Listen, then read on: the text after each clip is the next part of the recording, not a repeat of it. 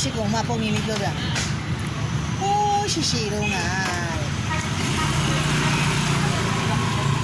မောင်လေးကမပုံရင်လေးပြောပြတယ်ကြည့်လာမောင်လေးမမမောင်လေးပုံရင်ပြောပုံရင်နားထောင်ပါလားဟမ်နားထောင်ပါလားဟိုပါတီမလဲနဲ့လေနားထောင်ပါဒီဘက်ကိုလက်ဟာမောင်လေးကမပုံရင်လေးပြောပြနားထောင်ပါအော်နားထောင်ပါဟုတ်ပြီပြောပြမယ်ခုဆိုရင်တော့ချစ်ဒီဘက်လက်မောင်လေးဒီဘက်လက်ဟိုးရှိတုံးကတဲ့အိမ်ဒီအိမ်မှာတဲ့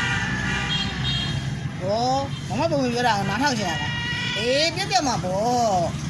ဟိုးရှိတုံးကတဲ့မောင်လေးကလည်းဟိုးရှိတုံးကပဲရှိသေးရဲ့နည်းနည်းတော့နားထောင်လိုက်အောင်ကွယ်နော်မင်းပုံရင်ပြမယ်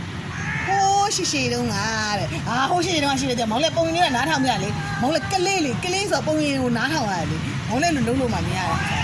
ဟာ